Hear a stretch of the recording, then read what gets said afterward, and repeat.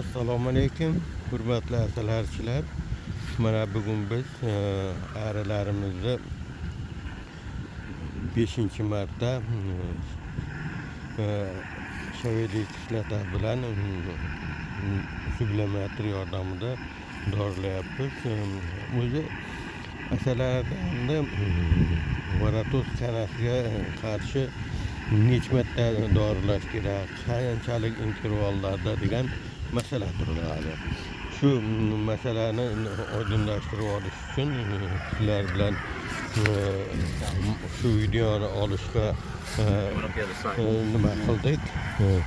Masalan, mana uni ichini qarab qo'ying, agar nima bo'lsa bunday sublimatorimizni mana trubasini hozir kristallanib qolsa o'shani turlab olyapti. Endi asalar kanalar rasplot ichidan chiqqandan keyin 3 kun bilan 13 kun ichida yana rasplot ichiga kirib ketadi. Shuning uchun kanalarda har 4-kunda o'sha sublimator bilan ya'ni shayveli kislotasi yoki boshqa dorilar bilan dorilash kerak. Har 4 kunda 6 marta. 6 marta nima qilinganda shu kanalarimiz yaxshi effekt bo'ladi.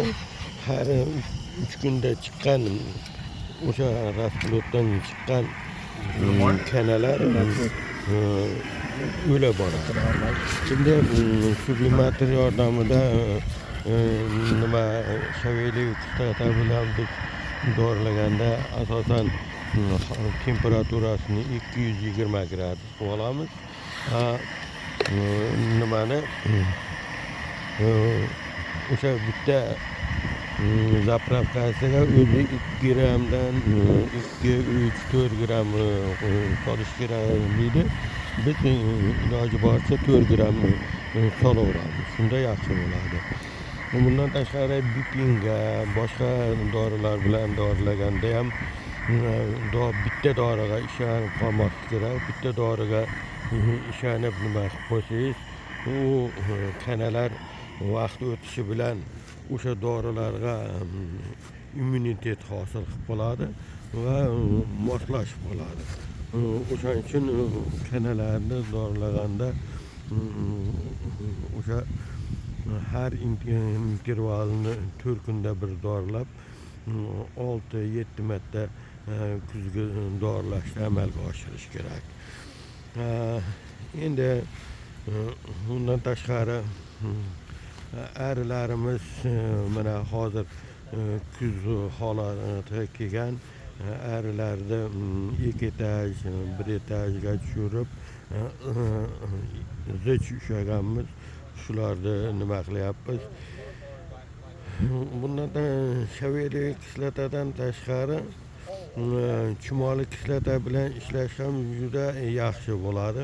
Chumoli kislotani para o'sha rasplotlarning ichigacha kirib, o'sha ichidagi kanalarni ham o'ldiradi. Shuning uchun chumoli kislotasini bilan ishlaganda bu yerlarda asosan 50% konsentratsiya hosil qilib, o'sha 50% konsentratga o'sha sun'iy matoni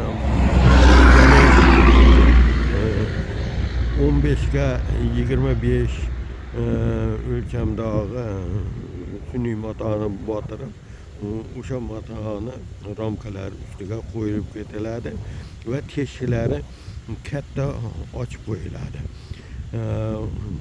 Teshiklarni katta ochib qo'ygan ma'qul. Chunki shayveli kislotasi ishlatish harorati 14 gradusdan 25 gradusgacha bo'lishi kerak. Shunda chumoli kislotasi parlanib kanalarni o'ldiradi. Chumoli kislotasi bilan ishlagan eng yaxshi hisoblanadi. Endi havo haroratlari o'sha 25 dan oshib ketgan vaqtlarda uni ishlatish taqiqlanadi. Arilar o'lishi mumkin, ona o'lib qolishi mumkin. O'shani uni ishlatish haroratiga juda e'tibor berish kerak. Arilarni yil davomida O'zbekiston sharoitida necha marta ishlash kerak, qancha bo'ladi degan masala turadi. Arilar bizda asosan bahorga chiqib turganda, qishlab chiqarganda fevral oyidan urug' qo'yishni boshlaydi. Ana shu fevral oyini 10-larida O'zbekiston sharoitida arilarni o'sha shavayli kislotasini pari bilan ishlagan ma'qul hisoblanadi. O'shani ishlab 2-3 marta ishlasa iloji boricha arilarda nimalar kanalar minimum holatga keladi. Undan keyin arilar urug' qo'yishni davom ettiradi. Shu may oyini oxiri, iyunning boshida arilarni har birini tekshirib ko'rib, agarda kanalar soni 2%dan oshib qolgan bo'lsa, o'sha davrda ham agar havo harorati o'sha 25 dan oshmasa chumoli kislota bilan, havo harorati 25 dan oshib bo'lsa shovul kislotasi bilan, organik kislotalar bilan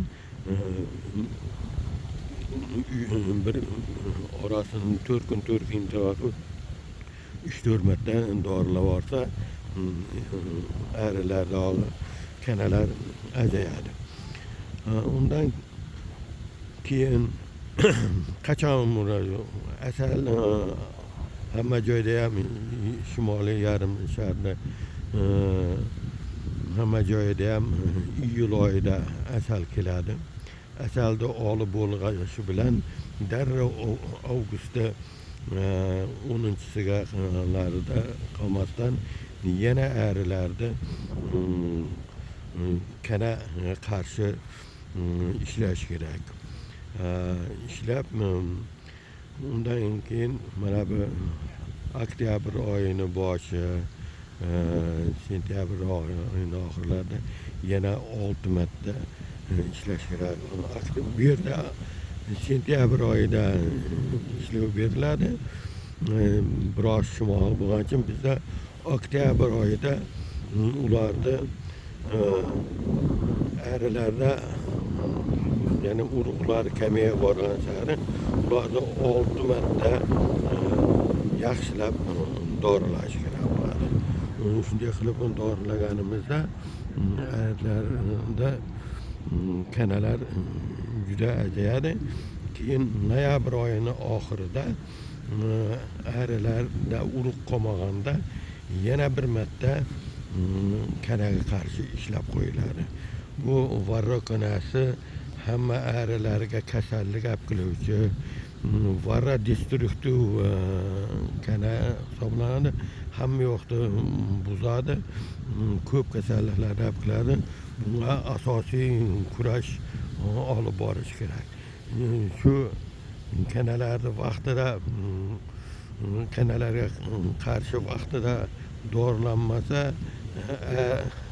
arichi adashib qoladi va ko'p talafot ko'radi. Asalaridan yetarlicha daromad olmaydi.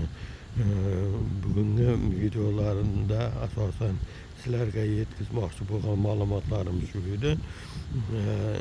Hammalaring sog' bo'linglar. Kamchiliklari bo'lsa, sizlar ham to'ldirasizlar degan umiddaman. Ko'pchilikdan yaxshi fikrlar chiqadi, yaxshi nimalar bo'ladi. Shuning uchun sizlar ham kommentariyada yozib, o'z fikrlaringizni yozib qoldirasizlar degan umiddaman. Bilganimizni, bilmaganimizni birgalashib sizlardan ham o'rganamiz. E'tiborlaringiz uchun katta rahmat.